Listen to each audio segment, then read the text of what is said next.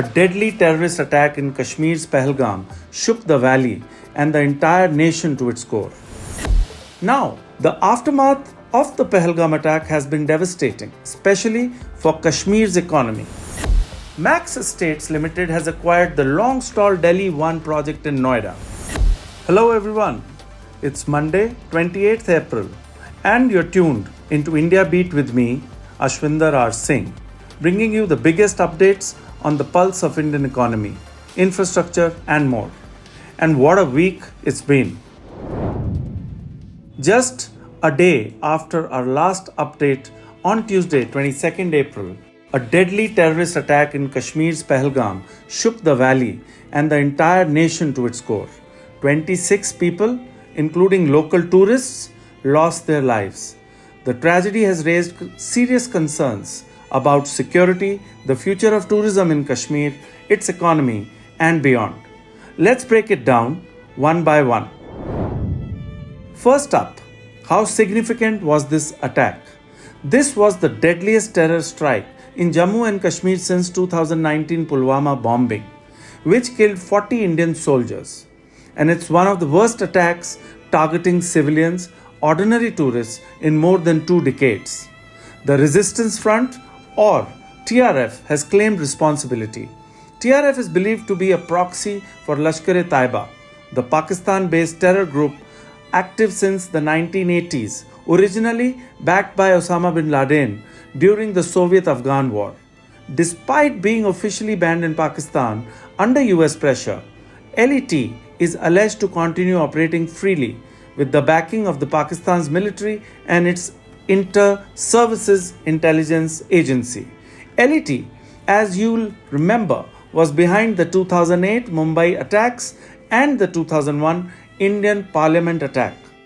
After India revoked Article 370 in 2019, stripping Jammu and Kashmir of its special status, LET leaders formed TRF to give militancy a local Kashmiri face rather than a foreign one.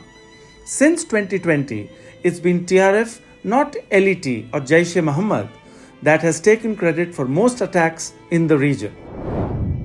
Now, the aftermath of the Pahalgam attack has been devastating, especially for Kashmir's economy. Tourism was just starting to thrive again.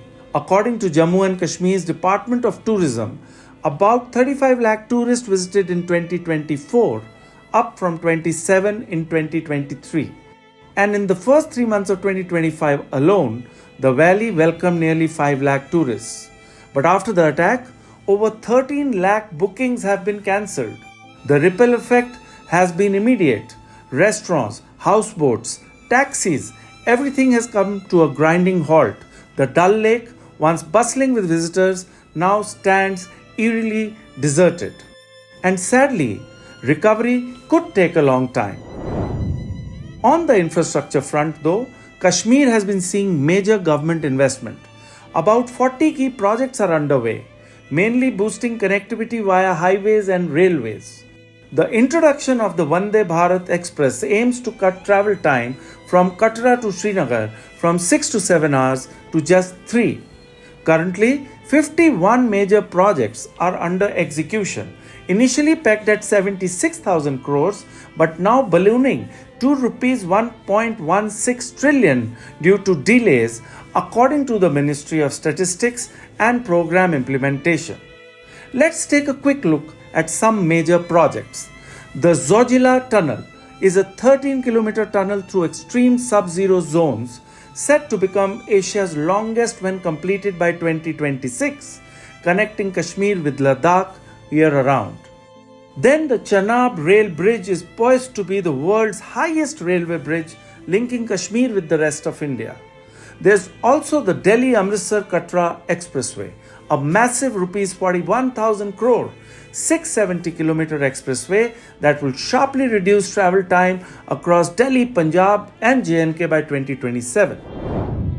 All these projects are moving, but the Pahalgam attack could slow down Kashmir's road to recovery and growth.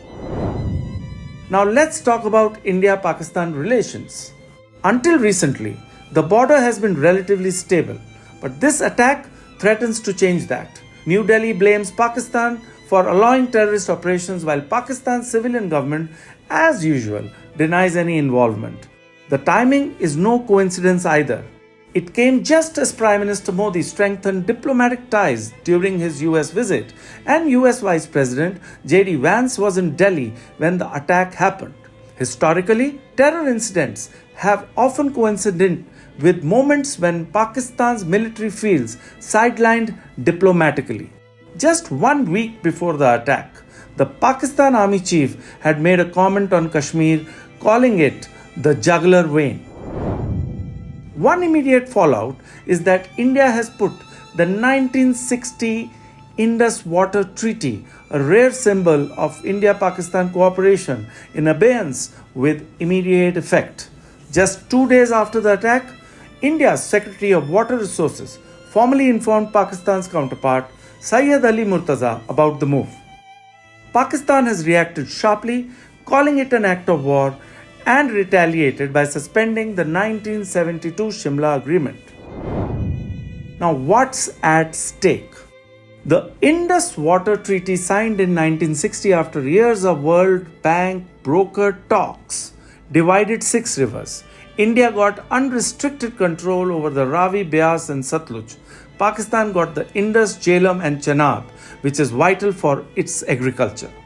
India can use the western rivers for domestic use, limited irrigation, and run-of-the-river hydro projects without drastically altering flow. Disputes were to be resolved through a parliament, Indus Commission, neutral experts, and even an arbitral tribunal if needed. Over the years, friction has built up, especially over India's Kishanganga and Ratle hydropower projects. Pakistan fears that given India too much control over water flow, in 2013, an international court ruled India could build Kishanganga but placed operational restrictions. In 2023, India served notice seeking modification of the treaty, a first citing fundamental changes, population growth, climate change, energy needs, and continued terrorism from Pakistan. At present, India doesn't have massive storage dams to fully choke river flow, but it can regulate water releases unpredictably, especially during Pakistan's crucial farming seasons, causing severe economic disruption.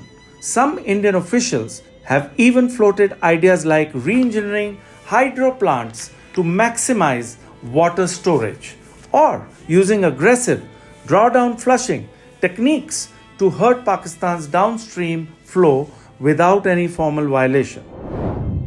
Among all military, non-military options available to India, freezing the Indus Waters Treaty is one of the most potent.